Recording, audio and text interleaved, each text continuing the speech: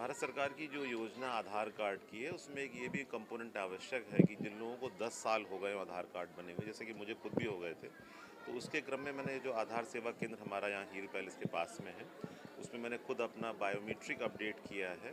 और उसका लाभ ये है कि कहीं पर भी आधार के यूज़ में या मान लो डिजी यात्रा में या किसी पीडीएस शॉप पर उसमें कोई कन्फ्यूज़न नहीं होता, कोई दिक्कत नहीं होती। अगर आपके फिंगरप्रिंट 10 साल में बदल सकते हैं थोड़ा बहुत या फेस बदल सकता है, तो 10 साल में एक बार शासन का निर्देश है कि इसको अपडेट कर लें यहाँ पे।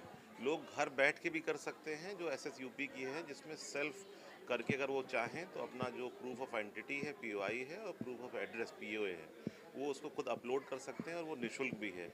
अगर वो बायोमेट्रिक यहाँ अपडेट करते हैं तो उसकी फ़ीस 100 रुपये है, जैसे मैंने भी पे किया है।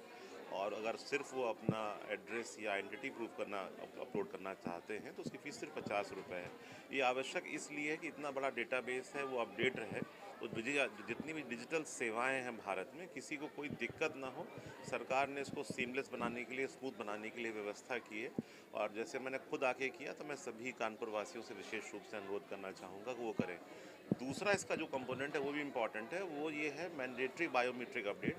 जिन बच्चों का 5 वर्ष से पहले बायोमेट्रिक उनका लिया गया है, जो डेटा लिया गया है, उस समय उनकी उंगलियां उतनी विकसित नहीं होती, तो 5 से 7 वर्ष के जितने भी बच्चे हैं उनको फ्री मिलता है कि वो अपने फिंगरप्रिंट्स वगैरह दे सकते हैं।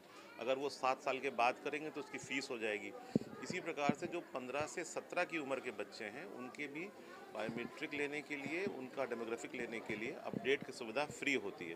तो जो भी बच्चे 5 वर्ष से पहले बनवा चुके हैं तो 5 से 7 के बीच में ज़रूर करा लें फ्री, जिसको हम लोग MBU 1 बोलते हैं। और MBU 2 है जो कि 15 से 17 साल के बच्चों के लिए निःशुल्क है, ताकि जो आधार की सेवा है वो सीमलेस चले, बहुत फास्ट चले। और जैसे जैसे डेटा का प्रसार हो रहा है, हमारी सारी सुविधाएं, बैंक के अकाउंट, सारी बेनिफिशियरी स्कीम्स, गवर्नमेंट के एक्सेसेस इससे जुड़े हुए हैं, तो इस अपडेट से उन सभी यूज़र्स को फ़ायदा होगा। अन्यथा उनका जब कोई काम अटक जाता है तब वो यहाँ पर आते हैं और तब करते हैं, उसमें उनको समय लगता है। तो मैं अनुरोध करना चाहूँगा सभी कानपुर वालों से या अन्य लोगों से भी कि अपने आधार को देख लें, अपडेट कर लें। 10 वर्ष से अधिक हो गया, जैसा कि मुझे हो गया था, तो मैंने अपडेट किया है। बच्चों का भी अपडेट कर लें, और अगर कोई भी एड्रेस प्रूफ वगैरह या आइडेंटिटी प्रूफ उनको अगर घर पे भी अपलोड करना है तो वो सेवा निःशुल्क भी है, उसको भी इस्तेमाल कर सकते हैं।